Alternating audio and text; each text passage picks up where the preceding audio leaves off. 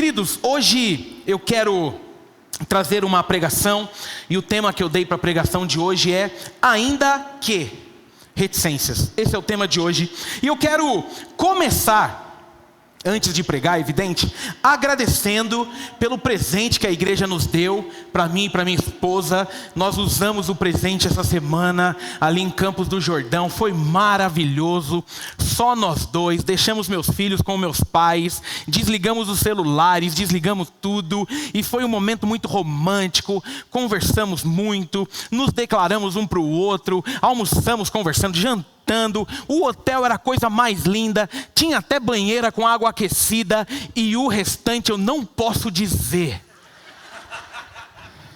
Uou!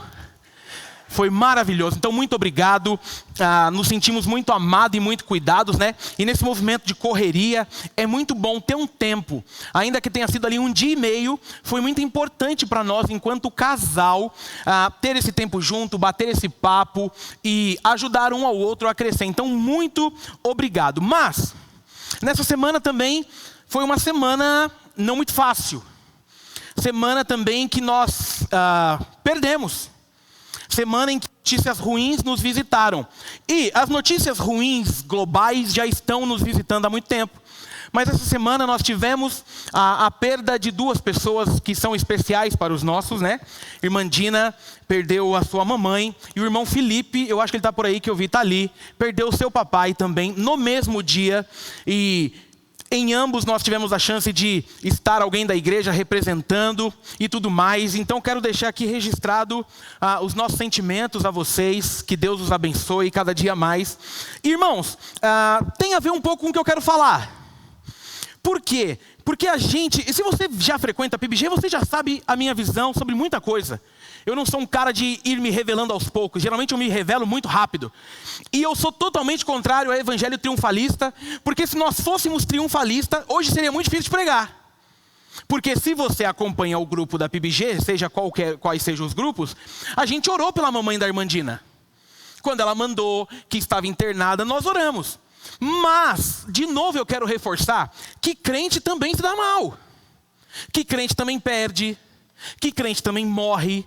Que notícias ruins fazem parte da jornada.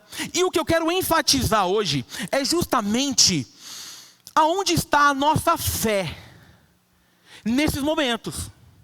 Esse ainda que, eu quero tentar frisar justamente esse movimento de entender se a nossa fé está pautada na coisa certa, ou se nós estamos vulneráveis aos acontecimentos, vulneráveis aos ganhos, vulneráveis às notícias. Porque vamos ser sinceros, tudo que a gente tem ouvido recentemente é tenebroso. A coisa parece que só piora, você percebe? Você tem essa sensação? Eu não sei se eu já comentei, eu acho que eu já comentei. Eu tenho uma amiga, muito amiga minha, que ela é espírita, mas ela é espírita de verdade. E ela tem um negócio de que o mundo vai melhorar. Eu falo, ok, cada um acredita no que quer. Mas eu acho difícil você perceber um processo de melhora. Tanto é que o movimento escatológico nunca foi tão forte.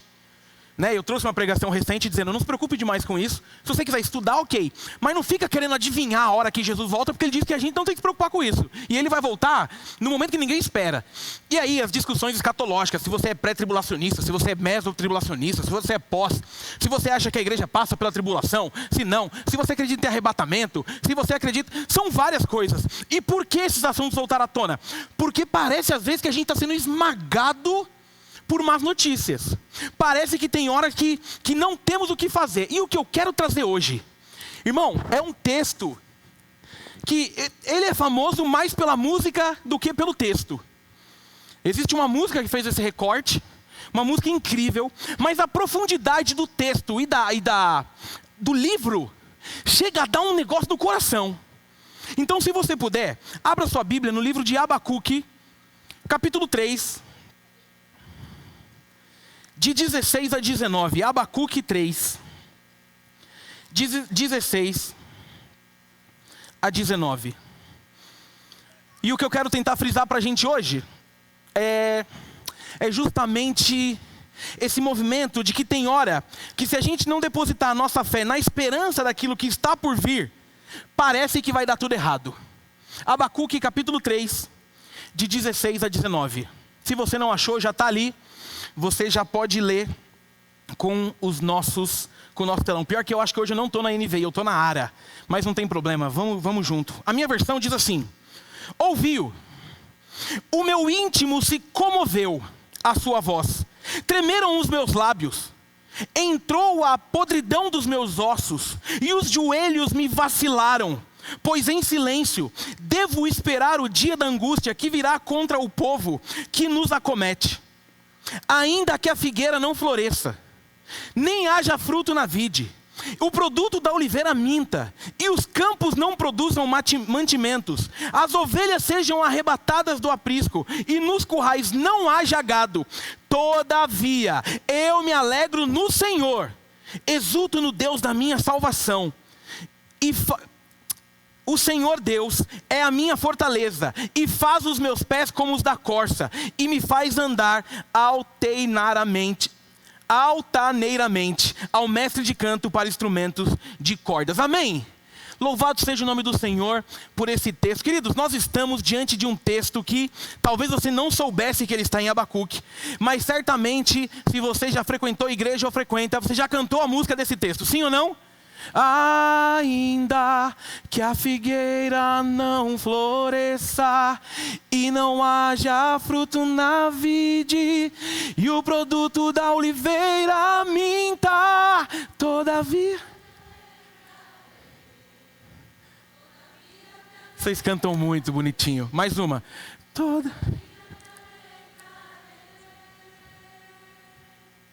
Amém. Aqui, para você entender, eu preciso te contar um pouco de um contexto, que é um livro que gera eu não sei se você tem isso quando você lê a Bíblia, mas uma espécie de uma angústia, porque é uma história que você fica meio vidrado nela, dizendo, meu Deus, como pode? Nós estamos diante de um dos livros mais sapienciais dos profetas. Esse livro, ele é todo estruturado em torno de uma série de diálogos entre o profeta Abacuque e Deus. Ou seja, Abacuque tem uma certa diferença. Apesar de ele ser profeta, não existe Abacuque sendo um mensageiro de Deus para o povo e nem trazendo algo. O que existe é Abacuque olhando para o meio corporativo, é como se ele fosse um ombudsman, um representante que tenta ali meio que negociar e tratar com Deus algumas coisas. Nesse diálogo, nós encontramos uns questionamentos veementes quanto à justiça divina e como nós encontramos parecido em Jó, a amplitude de um sofrimento que causou um bem maior. Ou seja, nós estamos diante de um profeta que está ali numa profunda preocupação pela manifestação da justiça de Deus. Nós estamos diante de um livro, de um povo que está totalmente perdido, o povo de Israel totalmente desobediente, vivendo de forma horrível. E naquela época havia uma exploração sem precedentes de ricos pelos pobres, e existia um movimento onde a religião, olha que interessante, nós estamos aqui há mais ou menos 600 anos atrás, há um movimento onde religião e líderes religiosos se aproveitavam do povo. Que coincidência! Existia muita mentira no ambiente religioso. Existia muita gente se aproveitando. E aqui, o que Abacuque está deveras preocupado é mais ou menos com a reputação de Deus. Ele clama para que Deus intervenha, meio que de forma imediata, quando ele começa a perceber o movimento. Só que a conversa de Deus com Abacuque, se você puder, ou hoje ou essa semana, são só 3 capítulos, leia Abacuque, dá uma lidinha no que acontece, olha a brisa do Abacuque. Ele está conversando com Deus sobre todo esse movimento horroroso que está acontecendo. De novo, perceba, o ciclo do povo de Deus nunca muda. É Deus sendo bondoso, regenerando, as pessoas preferem o erro, preferem o pecado, levam o mundo para movimentos tortuosos, Deus dá uma nova chance, o povo se arrepende, de repente volta errado, não muda. Muda o ano, muda o tempo, muda o estilo de história, mas o contexto é o mesmo. O que acontece em Abacuque é uma parada surreal. Porque quando Abacuque está trocando essa ideia com Deus, e dizendo para ele assim, o mal que está acontecendo, as pessoas estão perdidas.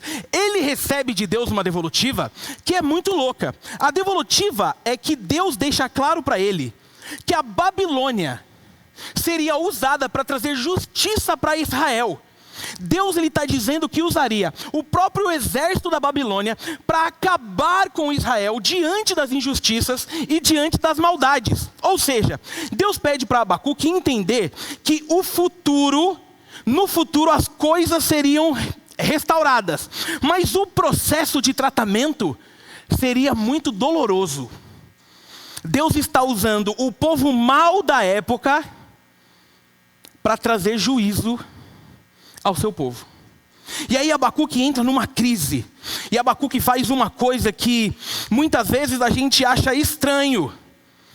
E aqui fique muito tranquilo. Mas Abacuque, ele questiona Deus.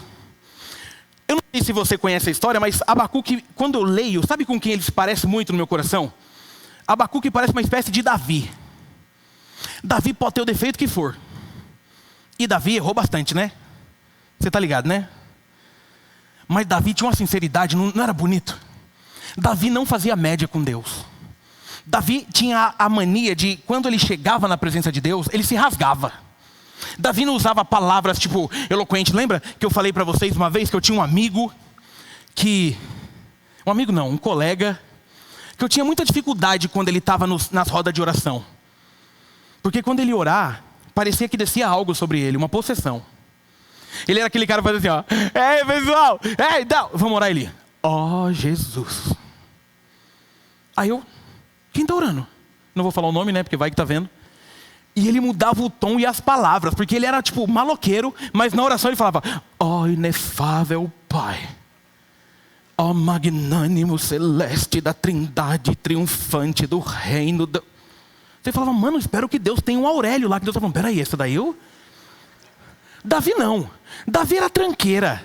Davi já chegava e estou passando por isso. E Abacuque, ele tem essa mesma questão. Abacuque, ele está questionando. Ele expressa primeiramente o desejo de ver a intervenção de Deus, de que Deus faça algo na história e que Deus mude alguma coisa. Mas, depois de entender a conversa que ele tem com Deus, depois de Deus projetar o que ele faria, é como se... E aí você vai ver, se você ler Abacuque e alguns salmos, é a mesma coisa.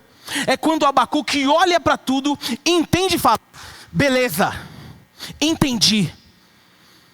Mas meu irmão, é muito interessante porque vendo aqui, parece simples e fácil.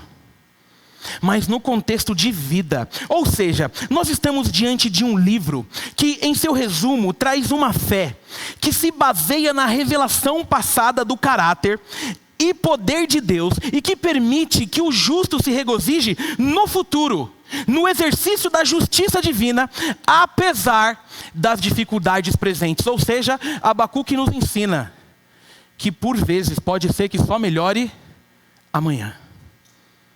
Abacuque nos ensina que a dor da jornada faz parte, mas também nos ensina a entender aonde está a nossa fé.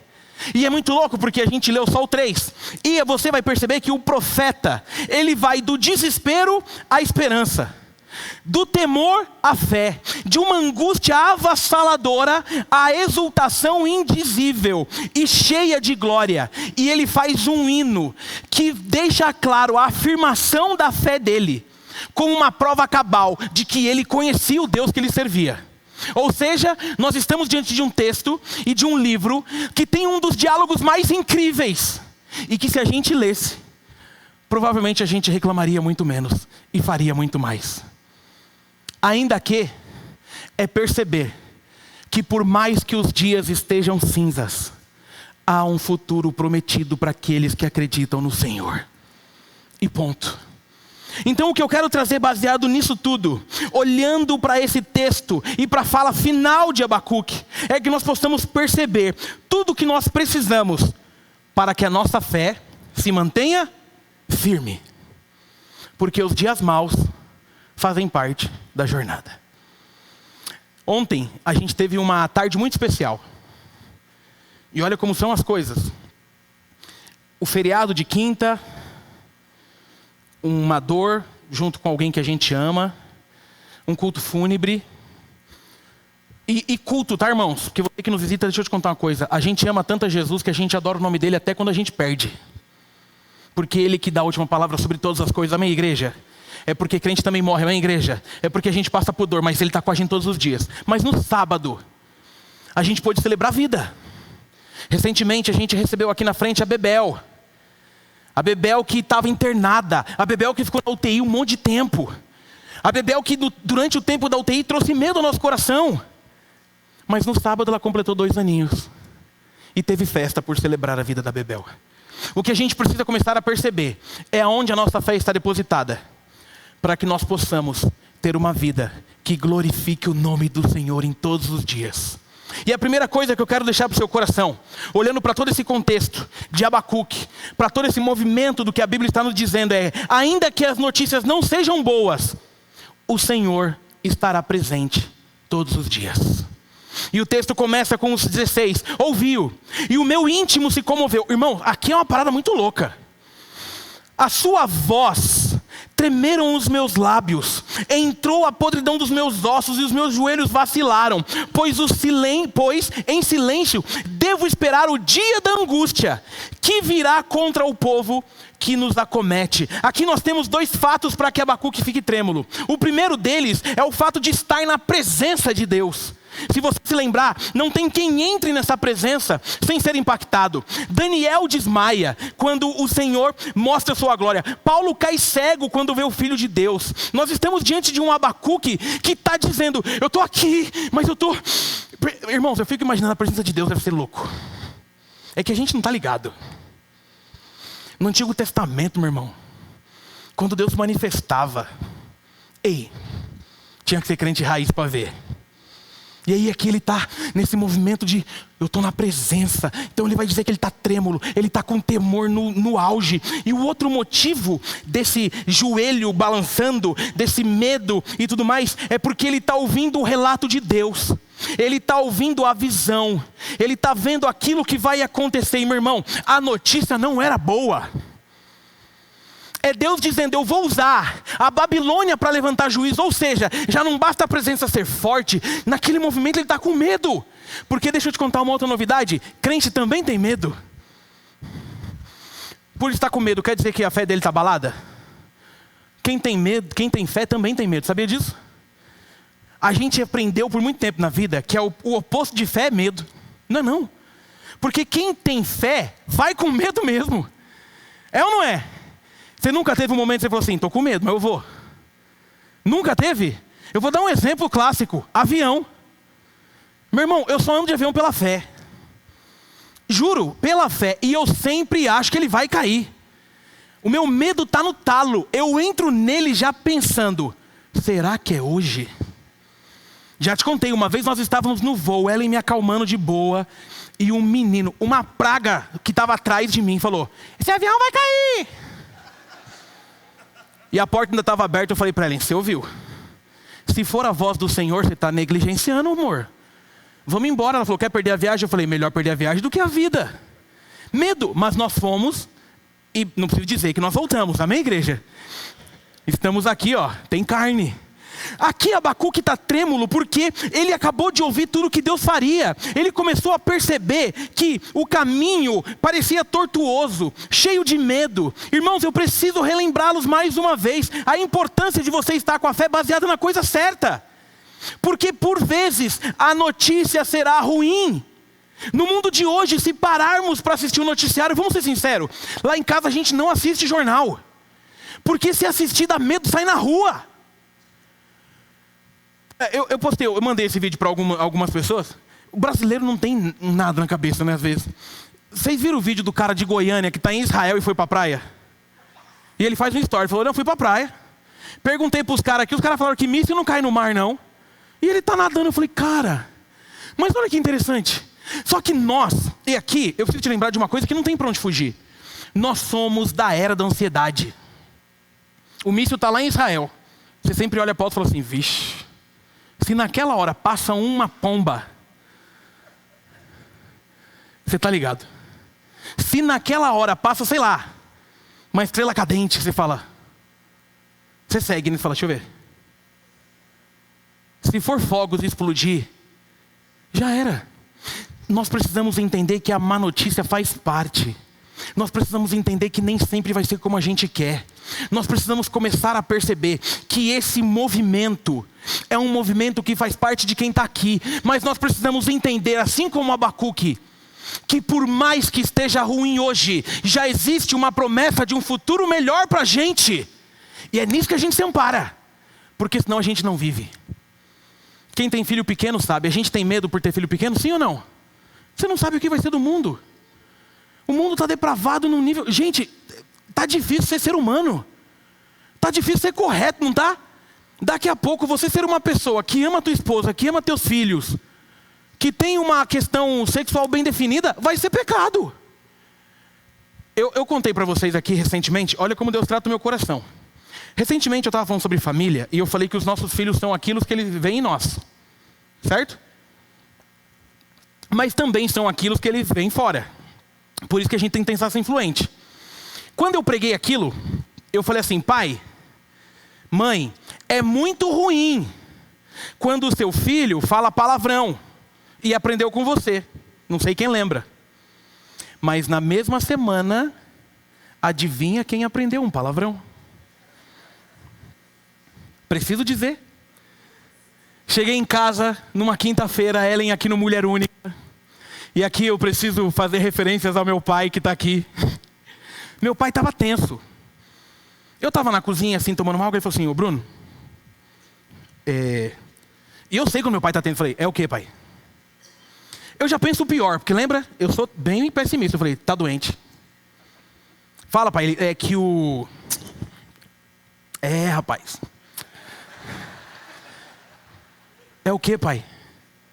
Fala. O Benício, sabe o Benício? Seu segundo filho. Ele só faltou lhe apresentar. Benício, vem aqui, deixa eu te apresentar seu pai. Olá, querido. O Benício, Bruno, falou um palavrão.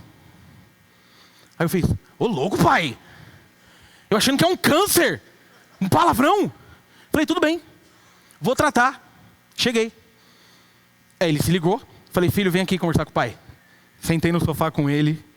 E é incrível, o filho sabe, né? Eu não estava bravo. Aí eu falei assim: filho, vamos conversar com o pai. Você falou um palavrão? Ele fez assim. Falei: olha, se você mentir pro papai é muito ruim. Deixa o papai te avisar, o papai não está bravo. Eu quero apenas te ensinar alguma coisa. Você falou um palavrão? Ele fez. Falei: ok. Qual o palavrão? Não vou repetir, evidente. Mas sabe quando a gente não considera a mãe do outro? Vocês entenderam rápido assim? Esse. Só que do jeito dele. Com as palavras dele. Então ficou uma palavra bonita. Bonita não, é diferente. Bonita não. Ele falou, eu falei assim: olha, filho, deixa eu te explicar uma coisa. Isso é muito feio. Quem te ensinou?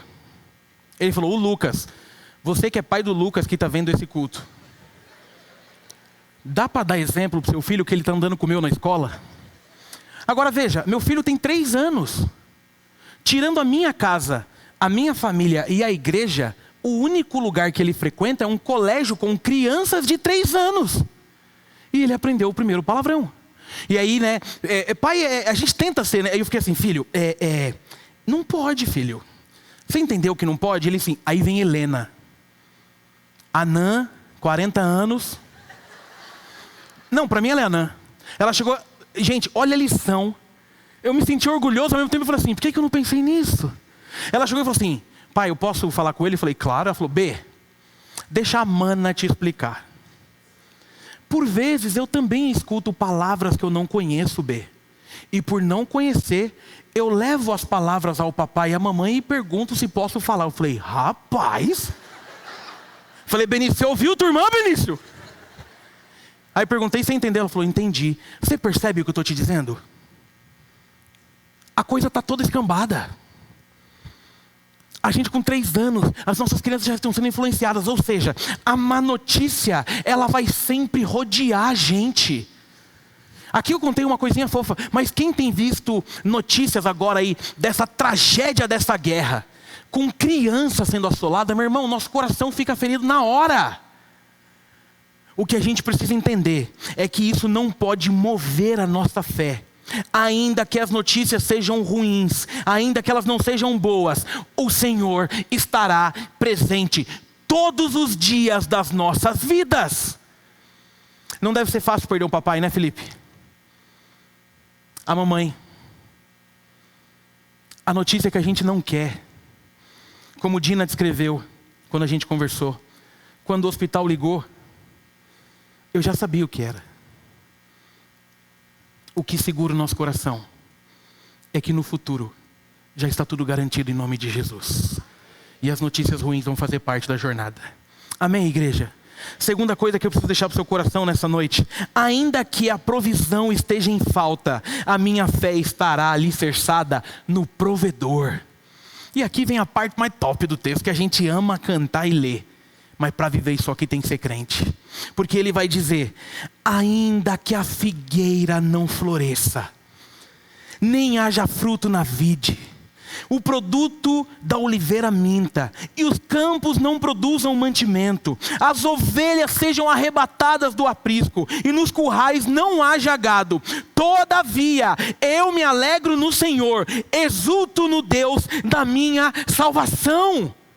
Irmãos, o povo aqui de Judá, ele dependia totalmente da agricultura para sobreviver. Os recursos financeiros, eles vinham de lavouras, eles vinham do rebanho. Era tudo que eles tinham. Nós estamos diante de alguém que está olhando para tudo aquilo que eles tinham e já entendendo que vai acabar. Embora essas fontes possam de alguma forma se esgotar, aqui o profeta vê que, em última instância, a sua própria existência não depende das provisões, mas está totalmente alicerçada no provedor, que é Deus e que não desampara. E ponto. Porque tem hora que vai faltar, porque tem hora que vai acabar. Nós precisamos entender que o provedor está com a gente, gerando os recursos que a gente precisa, porque Deus jamais falhou e jamais vai falhar. A gente olha para esse mundo consumista e percebe que um novo Abacuque seria quase impossível, porque nossas alegrias estão pautadas naquilo que eu tenho, naquilo que eu conquisto. Porque, meu irmão, a gente precisa tomar cuidado com o que a gente canta. Porque quando a gente ouve essa música, a gente pira. Mas você precisa prestar atenção no que você está cantando. Você precisa ter os seus ouvidos atentos. E aqui nós estamos diante de uma alegria, que é uma alegria que o Hernandes Dias Lopes vai chamar de ultra circunstancial. É uma alegria que o profeta não deixa ela estar determinada pela presença de coisas boas e nem pela ausência de coisas trágicas. Essa alegria está centrada na pessoa de Deus. Essa é uma alegria que não tem a ver com a prosperidade do momento, mas tem a ver com a presença do momento. E aí é muito louco, porque esse tipo de texto demonstra como a nossa fé se abala por pouco. Como a nossa fé não está pautada em coisa certa. Se a nossa preocupação com a conta da fé fosse tratada da forma que nós tratamos conta bancária, a igreja de Jesus seria diferente. É só você começar a perceber o quanto você tem cuidado da sua espiritualidade e da espiritualidade do teu lar. Agora veja como você se preocupa com o seu dinheiro. O que Abacuque está nos ensinando é: ok, Senhor, eu entendi. Ok, a notícia é ruim, vai piorar, eu entendi. Bom, se a notícia é ruim, se os babilônios estão chegando e vão dominar tudo, deixa eu te dizer uma coisa aqui, Senhor. Isso é oração de crente, irmão. Eu já entendi, Senhor. Vai dar errado, ainda que a figueira não floresça, Senhor. Ainda que não haja o fruto na vide, Senhor. Ainda que o rebanho seja todo tomado, ainda que acabem com tudo, eu me alegrarei no Senhor. Irmãos, a nossa fé, ela não pode estar pautada naquilo que a gente tem ganhado, mas naquilo que a gente já ganhou. Deixa eu te dizer uma coisa. Às vezes tem fases das nossas vidas que parece que tudo vai dar errado. Tem circunstâncias das nossas vidas que parece que Deus virou as costas. É por isso que você vai entender com Abacuque que não há problema você questionar Deus. Deus é relacional. Deus é pai, todo pai gosta de uma relação. Mas quando você entende que Ele não perde o controle da história, a fase do momento não abala a tua fé. Talvez você entrou aqui essa noite atrás de respostas. Talvez você entrou aqui essa noite esperando ouvir algo do movimento, que agora acabou tudo os seus problemas e que amanhã... Não. O que a gente tem aqui para te oferecer está para além de uma conta cheia. O que nós temos aqui para te oferecer é um futuro garantido na presença de Jesus de Nazaré. O que nós temos aqui para te oferecer é: na dor, estamos juntos. Na alegria, estamos juntos. Existem algumas métricas, eu preciso muito aproveitar esse texto para trabalhar isso. Recentemente, e eu não quero contrariar o que eu estou falando, mas recentemente, eu sou muito apegado aos sofismas, né? As meias-verdades que o mundo tem lançado. Mas está na moda, irmãos, eu queria que a gente tomasse cuidado. Uma coisa meio que nós crentes estamos com a mania de falar assim: depois que vem para Jesus, vixe, se prepara, viu? Vixe. Você gostaria de um convite desse?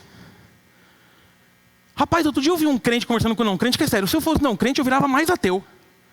Não, porque depois que eu me converti, não põe vixe nas frases, né? Não, na primeira semana eu perdi o emprego. Na segunda eu tive um câncer. Eu falei: Jesus amado. Aí o que a gente está dizendo para o mundo? Que se você se converter, você vai se lascar. É verdade isso? Você já perderia o emprego, ô Zé. A diferença é que você perdeu o emprego, mas tem Jesus. Você já estaria doente. A diferença é que agora você está doente, mas tem a chance até de ser curado pelo milagre de Jesus. O que o Abacuque está nos ensinando é isso. Ainda que, eu quero lá saber qual é o ainda que. Eu quero estar com Jesus. Eu quero me alegrar. Porque, meu irmão, falar de alegria num texto desse, ou o cara não tem noção, ou ele é crente. Mas é porque aquilo que Deus nos oferece traz uma esperança que a gente não explica. Deixa eu te falar uma coisa. A questão da fé não está atrelada ao que você pede e recebe. Fé está muito mais atrelada ao que você ouve e faz. Fé está muito mais atrelada à obediência do que a recebimento. Tem gente achando que fé é pedir carro e ganhar carro. Não. Fé é você ouvir: a notícia ruim chegou, eu continuo contigo, e você não para a jornada. Fé é você ouvir sobre obediência e seguir o fluxo da obediência, ainda que tudo pareça estar errado. Ou nós alinhamos os nossos corações com Jesus, ou nós estamos fadados ao fracasso da fé, porque não tem quem aguente. Mas eu posso te dizer uma coisa: é muito bom perceber que Jesus está perto da gente no dia ruim. Eu fico imaginando que depois desse tremor, depois desse abalo de Abacuque, deixou ele acabado ali, e quando ele começou a falar isso para Deus, e quando ele começou a cantar isso para Deus, eu acho que é como se Deus estivesse chegando e falando assim: agora você entendeu, meu filho. E ele canta de coração, ele canta de coração rasgado, porque agora a mensagem encontrou o que ele precisava para seguir a jornada. Deixa eu te dizer uma coisa: talvez você esteja aqui travando a pior batalha que você já travou na área da saúde. A gente está em outubro rosa está aí. Aliás, essa igreja é uma igreja de mulheres vitoriosas que tiveram câncer de mama e que foram recuperadas. Amém, irmãs? Quem aqui já teve câncer e está curada? Levante, fique de pé. Ou curado, quem já teve câncer ou algum tipo de doença assim, fique de pé. Você quer ter motivo para agradecer a Deus porque Ele ainda faz milagre? Está aí um monte de milagre em pé para você ver, ó. Glória a Deus pela vida de vocês. Glória a Deus pela vida de vocês. Sabe por que eu pedi para vocês ficarem em pé? Porque talvez você chegou aqui e acabou de ouvir a notícia de que você está com câncer. Ainda que o câncer bata a tua porta, ainda que a dor bata a tua porta, você estará com a fé amparada no Deus que dá a salvação e cuida de você todos os dias. E se quiser te curar, vai te curar. Mas se não quiser te curar, já garantiu para você vida eterna no lugar que não tem câncer. Essa é a fé de Abacuque. E eu encerro com o ponto 3. Ainda que as coisas ruins aconteçam, a minha fé estará centrada no Senhor, que é a minha fortaleza. E no verso 10 ele deixa claro por que ele faz tudo isso.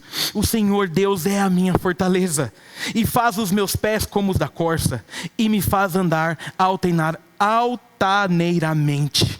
A alegria do profeta não é um sentimento romântico infundado. Esse profeta tem razões para se alegrar. O fundamento da alegria dele é na fortaleza. Abacuque já começa o texto deprimido quanto a essa retidão à justiça de Deus, mas termina alegre por entender que Ele é o Deus da provisão. E ponto. É o Senhor que é a nossa fortaleza, irmão. Se não for por Ele, a gente não consegue. E aqui, eu já estou indo para o fim. O que Abacuque está falando sobre essa profecia, ela vai se cumprir entre o ano 30 e 60 depois de Abacuque. Provavelmente ele não viu acontecer. E os relatos desse domínio é o que está em 2 aos Reis 24 e 25. E toda a vitória do povo em 2 Crônicas 36, 17 a 20. Por que eu estou te dizendo isso? Porque tudo que está escrito aqui que ele acreditou já aconteceu e Deus cumpriu aquilo que ele havia falado. Deixa eu te contar uma coisa. Ainda que o seu marido te abandone, tenha sua alegria no Senhor. Ainda que a doença te visite, tenha sua alegria no Senhor. Ainda que o seu papai parta, mantenha sua alegria no Senhor. Ainda que a mamãe vá, tenha alegria no Senhor. Ainda que os dias sejam maus, tenha sua alegria no Senhor. Ainda que a notícia ruim não pare de te visitar, tenha sua alegria no Senhor.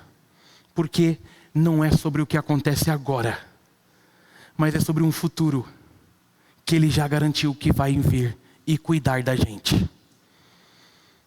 Ainda que, não importa. O segredo da fé cristã é segurar na mão de Deus e ir com Ele todos os dias da nossa jornada. Ei, meu irmão, você que é pai de família, que está aí desempregado, lutando, sofrendo, ainda que o Senhor está cuidando do teu lar, cara. Minha irmã, você que está aí na angústia, seu casamento está uma porcaria, você descobriu uma traição, você descobriu uma grande mentira, você descobriu que casou com alguém que é fachada, ainda que o Senhor te promete um futuro brilhante na presença dEle. Ainda que os exames tenham dado todos alterados, quem cuida da sua vida é o Deus que tem poder para mudar qualquer situação. E já te prometeu que num futuro bem próximo, tudo estará resolvido. Amém? Você pode fechar os seus olhos aí, eu quero orar por você nessa noite. Meu convite para você, enquanto você está com seus olhos fechados, é que você faça uma análise da sua fé. É que talvez você chegou aqui essa noite com uma lista de reclamações enorme. Talvez não, talvez a sua lista seja grande mesmo, considerável. Mas talvez você vai entrou aqui essa noite para perceber que está reclamando demais. Ou talvez você entrou aqui essa noite para perceber que Ele continua cuidando de você. Talvez você entrou aqui essa noite para ser relembrado de que existe um Deus que não vai te deixar, que não vai te abandonar. Um Deus que está pronto para te abraçar. Um Deus que está pronto para te ouvir, para ouvir o teu choro, o teu desespero, a tua dor. Um Deus que já sabia, Ele está por dentro de que o seu casamento está um fracasso. E ainda que Ele separou essa noite para te lembrar que Ele te ama e de que Ele é seu Deus.